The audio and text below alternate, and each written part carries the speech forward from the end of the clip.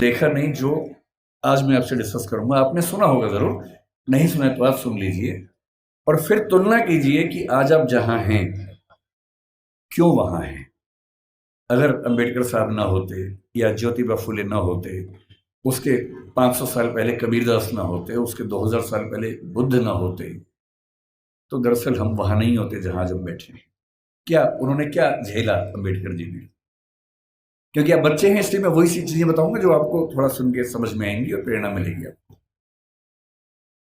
जब वो 6 साल के हुए, यही पैदा हुए, यही उनका घर है, मुझे बताया गया इसी घर में उनका जन्म हुआ। आप लोग कितने सौभाग्यशाली हैं कि आप यहाँ आते हैं। मैं तो पहली बार जीवन में आया हूँ। कुछ दिन पहले इंदौर पहली बार मैं आया था, 1 साल पहले। मुझे ये नहीं पता था कि इतना पास में वो जगह है, वरना मैं उसी दिन आता।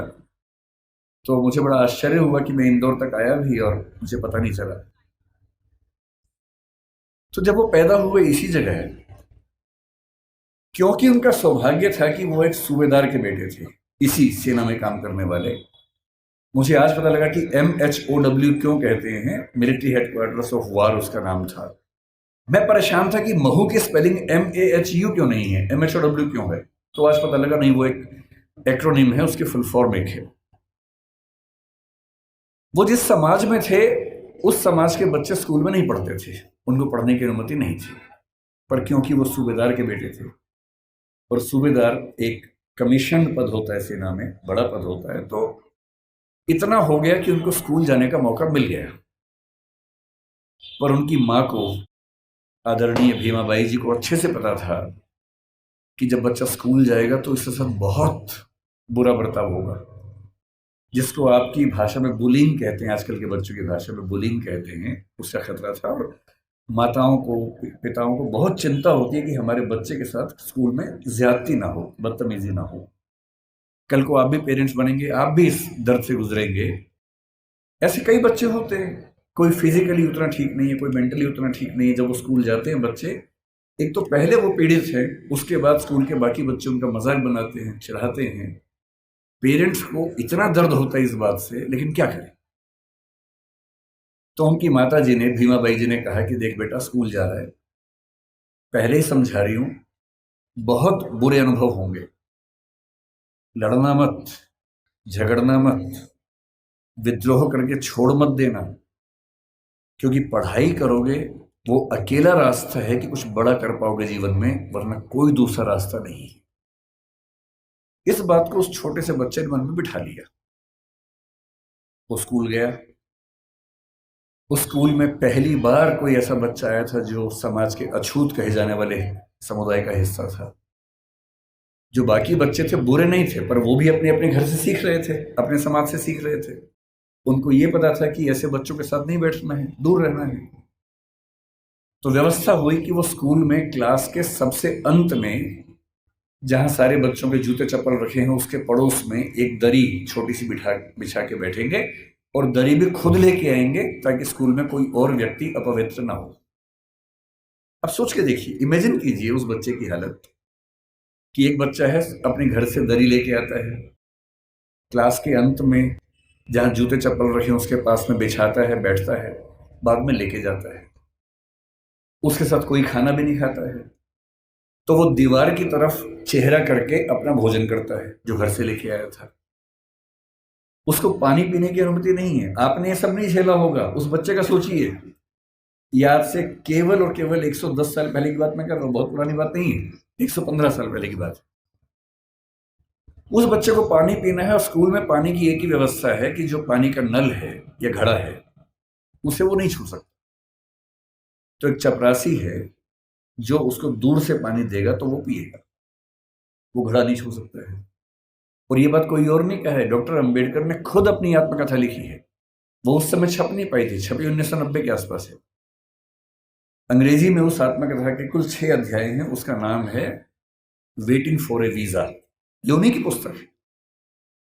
उसमें केवल 6 अध्याय हैं, जिनमें से 4 अध्यायों में उन्होंने अपने अनुभव बताए हैं और 2 में बाकियों के अनुभव बताए हैं। और जो पहला अनुभव है वो यही अनुभव है। और वो साफ लिखते हैं कि जिस दिन चपरासी नहीं आएगा उस दिन पानी नहीं पी सकते हैं। उन्होंने एक वाक्य लिखा अपनी आत्मकथा में, नो पियन नो वाटर। उस जमाने में पियर नहीं आता था तो पानी नहीं मिलता था। उनके नंबर बहुत अच्छा है क्लास में। व्यवस्था थी कि जिसके नंबर जितने अच्छे होंगे वो उतना आगे बैठेगा, पर उनको ये ऑप्शन नहीं था कि वो आगे बैठ सके, उन्हें पीछे ही बैठना था। ये सब झेलते झेलते वो पढ़े। जब 10वीं क्लास में आए तो एक अध्यापक उनके थे, कृष्णा जी अर्जुन सेलुस्कर नाम था उनका। उन्होंने उस बच्चे को, भीमराव को, एक छोटी सी पुस्तक भेंट की जो बुद्ध की जीवनी थी, और कहा कि इसको पढ़ो। अम्बेडकर कहते हैं कि उस पुस्तक को और मैं अपने अध्यापक केलुस्कर जी को जिंदगी भर नहीं भूल पाया। वही केलुस्कर जी बाद में उनको बड़ौदा के महाराज सियाजी राव गायकवाड़ से मिलवाने ले गए, वजीफा दिलवाया, फिर वजीफा बढ़ा, और जब वो एल्फिंस्टन कॉलेज के विद्यार्थी हुए तो उनको कोलंबिया विश्वविद्यालय जाने के लिए स्कॉलरशिप मिली, वहीं से मिली, बड़ौदा से मिली। 4 साल कोलंबिया में रहे और इतनी मेहनत करते थे। कोलंबिया विश्वविद्यालय से एमए और पीएचडी करने के साथ साथ लंदन स्कूल ऑफ इकोनॉमिक्स से भी एमए और पीएचडी कर डाली। और उन्होंने कहा कि मैं भी बाकी विद्यार्थियों की तरह कुछ घंटे पढ़ के बाकी मौज मस्ती कर सकता था, पर मैंने रोज 21 घंटे पढ़ना चुना ताकि मैं वो सारी सीमाएं दूर कर सकूं जो मैंने अपने समाज में देखी हैं। 17 में वो भारत वापस आए। अब देखिए स्थिति क्या होती है। जब वो भारत आए तो 4 साल अमेरिका में रहे थे, बीच में लंदन में रहे थे, तो उनको वहां जाति व्यवस्था नहीं थी, वहां कोई छूत नहीं था। वहां भी ब्लैक्स की दिक्कत थी, अश्वेतों की दिक्कत थी, पर क्योंकि वो अश्वेत नहीं थे इसलिए वो दिक्कत उन्होंने नहीं महसूस की। तो उन्होंने 4 साल देखा कि एक समानता का व्यवहार उनके साथ हुआ, तो वो उसके अभ्यस्त हुए। अब भारत आए। बड़ौदा महाराज के साथ जो सहमति थी वो ये कि जब वो पढ़ के आएंगे तो बड़ौदा सरकार में सिविल सेवक बनेंगे, दीवान बनेंगे। अब सोच के देखिए क्या हुआ उनके साथ। वो व्यक्ति बंबई से बड़ौदा आया, और जब बड़ौदा आया तो उसको लगा कोई तो लेने आएगा, क्योंकि वो महाराज के सिविल सर्वेंट थे। स्टेशन पर कोई लेने नहीं आया उनको, क्योंकि उनका समाज पिछड़ा हुआ था। तो कोई बात नहीं, उतरे, सोचा कि अब कहां रहूं। उनको अंदाजा था कि जो हिंदू समाज की धर्मशालाएं हैं, होटल से, वहां उनको अनुमति नहीं मिलेगी, क्योंकि वो अस्पृश्य माने जाते हैं। तो काफी ढूंढने के बाद उनको एक पारसी धर्मशाला मिली। ये सब बातें अम्बेडकर जी ने अपनी जीवनी में लिखी है, आत्मकथा में, वहीं से बता रहा हूं आपको, उन्हीं की लेखनी है। क्योंकि पारसी धर्म में तो जाति व्यवस्था नहीं है, तो उनको लगा यहां शायद शांति मिलेगी। वो पारसी धर्मशाला में गए, वहां कमरा लिया। एक ही कमरा था, बड़ा बहुत बुरी हालत में कमरा था, फर्नीचर से भरा हुआ गोदाम जैसा कमरा, उसी के कोने में रहने की व्यवस्था हुई। तो रहने लगे। कुछ देर के बाद उस धर्मशाला का जो केयर टेकर था वो गुस्से में आया और उसने कहा कि तुम पारसी नहीं हो। उन्होंने कहा नहीं, मैं तो पारसी नहीं हूं। तो बोले बताया क्यों नहीं? बोले आपने पूछा नहीं, मैं क्यों बताऊं। लेकिन उस धर्मशाला में कई महीनों से शायद कोई आया ही नहीं था, हालत खराब थी।